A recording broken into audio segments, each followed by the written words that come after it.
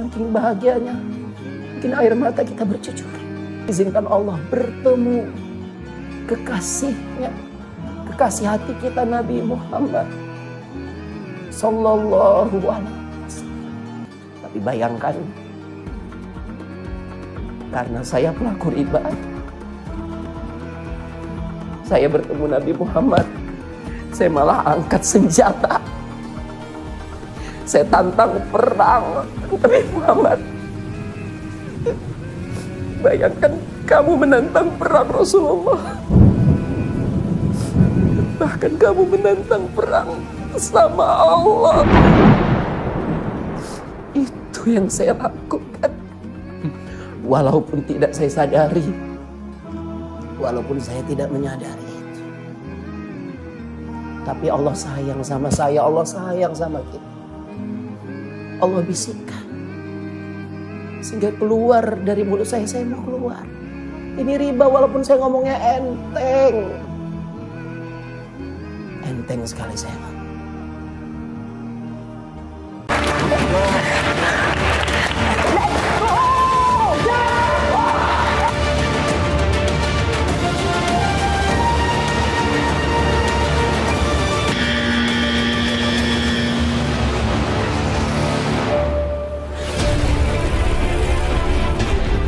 Ya, demikianlah. Sempat mengalami masa-masa di mana senang gitu kehidupan dengan riba itu. Ya, sukses. 2 kali berturut-turut jadi supervisor, the best gitu loh. Ya, nama saya tertulis di piala. Oka Mirzasyah, the best. Tahun sekian kan gitu. Ya, supervisor terbaik se-Indonesia. Penghasilan di atas rata-rata. Ya, jalan-jalan ke Australia gratis. Ya, bukan jalan-jalan biasa, tapi dibuatlah tur yang sangat-sangat menarik. Kemudian dibawa lagi jalan-jalan ke Hong Kong gratis sampai Hong Kong Disneyland. Waktu itu Hong Kong Disneyland baru berapa bulan buka, saya sudah berada di sana. Ya, dibiayai semua oleh bank tadi. Yang memang dia mendapatkan penghasilan dari salah satunya dari sales-sales seperti kami. Ya, saya dan teman-teman saya, anggota-anggota saya di perbankan tadi. Ya, merasa happy, bayangkan ya. Pokoknya dambaan anak muda lah. Coba, kerja di bank. Kalau anak muda, siapa nggak suka? Kita bilang, senang kan? Jabatan oke. Level supervisor, naik jadi assistant manager, naik jadi business development manager, kemudian namanya berubah jadi district manager. Ya, bagus. Sampai kemudian di perbankan itu, masih di perbankan itu saya menikah. Saat menikah, baru beberapa saat menikah, dapat hadiah sepeda motor gratis.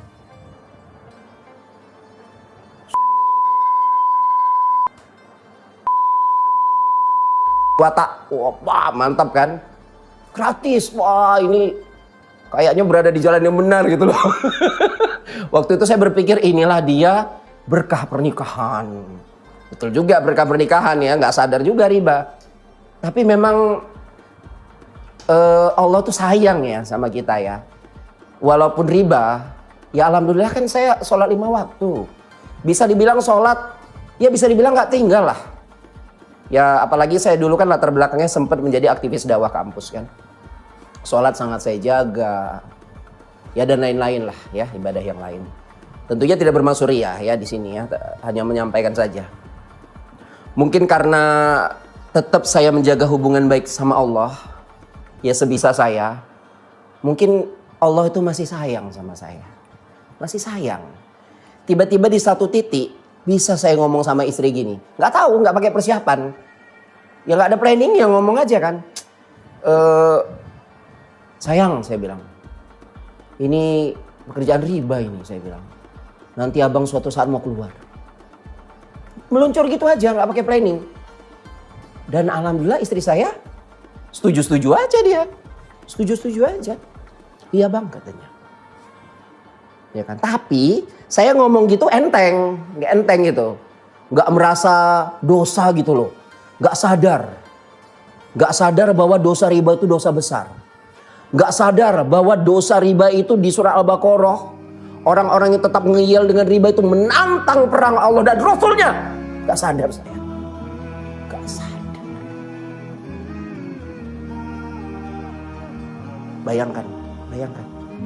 Seandainya kita ditakdirkan Allah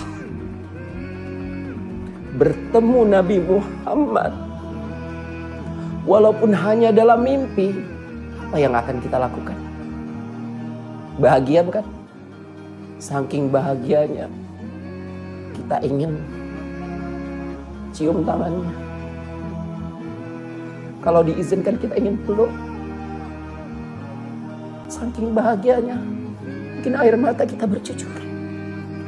Diizinkan Allah bertemu kekasihnya, kekasih hati kita Nabi Muhammad Sallallahu Alaihi Wasallam. Tapi bayangkan, karena saya pelaku riba, saya bertemu Nabi Muhammad, saya malah angkat senjata, saya tantang perang Nabi Muhammad. Bayangkan kamu menantang perang Rasulullah, bahkan kamu menantang perang sama Allah. Itu yang saya lakukan, walaupun tidak saya sadari, walaupun saya tidak menyadari itu. Tapi Allah sayang sama saya, Allah sayang sama kita. Allah bisikkan sehingga keluar dari mulut saya mau keluar. Ini riba walaupun saya ngomongnya enteng. Enteng sekali saya ngomong. Seakan-akan itu dosa-dosa biasa aja gitu. Seakan-akan udahlah dosa biasa. Istighfar nanti hilang gitu. Ya tapi alhamdulillah Allah sangat sayang. Ya walaupun kemudian seiring waktu lupa kan, menjalani lagi hari demi hari. Tapi mulai terjadi sesuatu yang selama ini mulus. Hubungan saya dengan teman-teman di kantor yang biasanya berjalan lancar, itu mulai terjadi friksi-friksi. Ya biasalah para sales berebut omset, mulai terjadi friksi. Apalagi dulu anak buah saya, mereka sudah bentuk tim sendiri yang di luar saya. Dulunya adalah satu tim, sekarang kami bersaing. Mulai terjadi gesekan-gesekan internal di tim saya atau di pekerjaan saya. Nah di sini yang selama ini sangat nyaman, ya bisa bayangkan nyaman banget gitu ya. Saya paling tinggi, di bawah saya anak buah semua, tinggal lapor ke Jakarta, I'm the best lah di Medan, I'm number one di Medan. Tiba-tiba yang anak buah saya sekarang sejajar sama saya.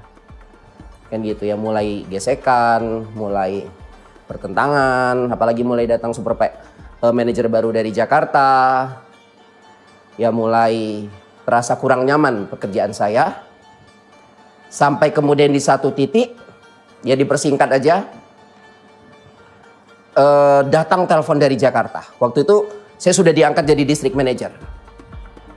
Datang telepon dari Jakarta, dari bos saya di Jakarta.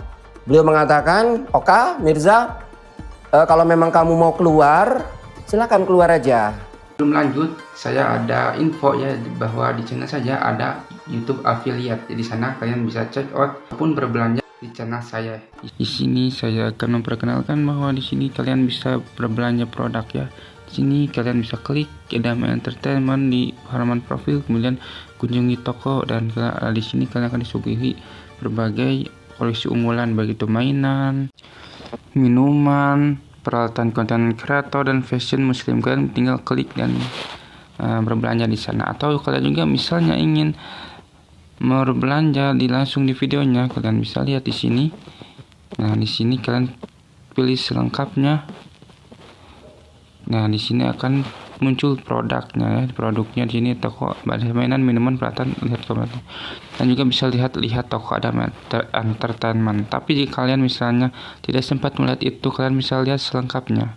Nah, di sini juga kalian bisa lihat yang menjadi konten kreator, minuman, dan juga pakaian dan aksesoris. Jadi kalian tinggal klik saja videonya. Saya bingung ini kok tiba-tiba, padahal saya nggak ada pernah ngomong mau keluar. gitu. Dia kok bisa menganggap seperti itu? Dia cerita, silahkan keluar aja, nanti kamu boleh cuti 1 minggu saya berikan, setelah itu silahkan mau pindah kemana. Nah di kemudian hari nampak-nampaknya beliau melihat gelagat saya bakal pindah atau dibajak perusahaan saingan, gitulah kira-kira.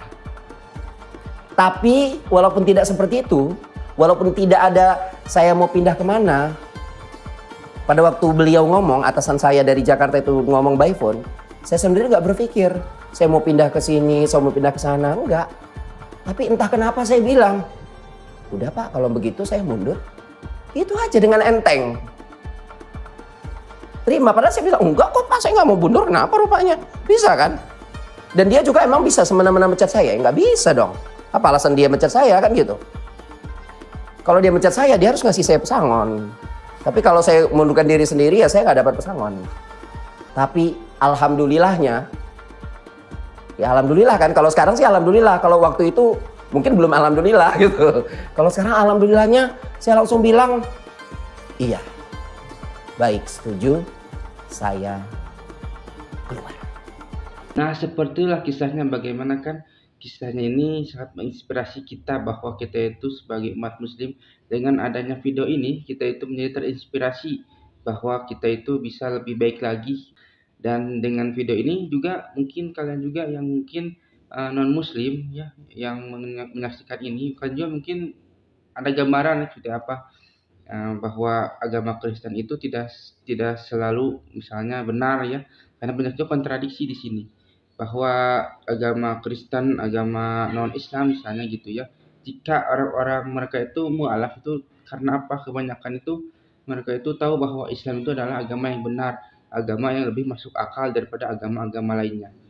Dari mana kita itu bisa tahu hal itu ya, karena kita mempelajari Al-Quran dan mempelajari agama Islam gitu. Kita itu harus terpikir terbuka. Indonesia itu emang toleransi ya, tapi ketika kita dihadapkan dengan sesuatu agama gitu ya, kita harus mengkaji, misalnya agama Kristen seperti ini, agama Hindu seperti ini, agama Islam juga seperti ini, dan berbeda-beda ya, karena di Indonesia itu banyak banyak sekali agama ya, tapi kebanyakan di channel ini adalah tentang agama dari non muslim ke muslim, dikarenakan agama Islam adalah agama yang paling sempurna di dunia ini. Sampai akhir zaman pun Al-Quran itu berkata bahwa Allah itu akan menjaga Al-Quran sampai hari akhir. Nah, seperti itulah bagaimana kisahnya ya. Dan jika kalian suka, jangan lupa untuk like, comment, dan subscribe ya. Dan nantikan video saya selanjutnya. Wassalamualaikum warahmatullahi wabarakatuh.